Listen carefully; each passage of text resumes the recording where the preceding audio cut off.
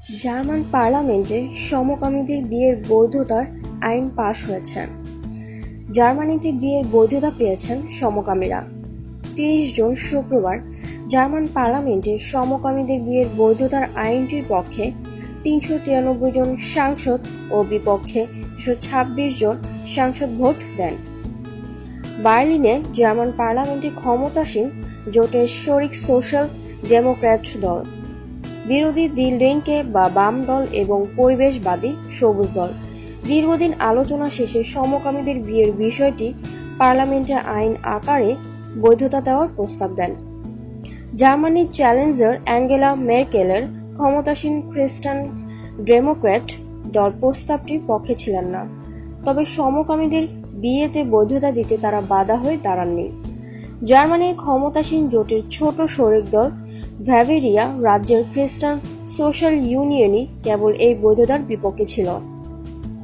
Europe তথা জার্মানিতে সমকামীরা দীর্ঘদিন ধরে নিজেদের মধ্যে বিয়ের জন্য আন্দোলন করেছেন। এটি রংধনু আন্দোলন নামে পরিচিত। জার্মানিতে নাৎসি হিটলারের শাসনামলে ও দ্বিতীয় বিশ্বযুদ্ধ চলাকালীন সমকামীদের গ্রেফতার করে নির্যাতন করা হতো, অনেকেই পাঠানো হতো বন্দি শিবিরে। কয়েক দশক আগেও জার্মানিতে সমকামীদের কার্যকলাপকে দুর্বৃত্তায়ন ও দণ্ডযোগ্য অপরাধ বলে বিবেচিত করা হতো।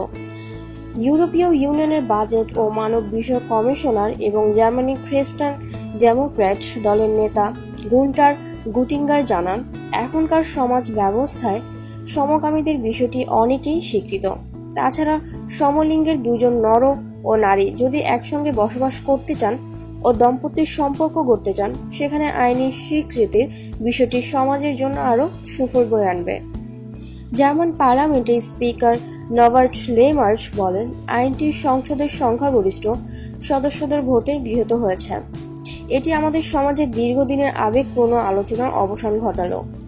বিয়ের বৈধতা জার্মানির পার্লামেন্টে পাশ হওয়ার পর বার্লিনে আনন্দ মিছিল করেছেন সমকামীরা। এটি রংধনু আন্দোলনের বিজয় বলে ভাবছেন তারা।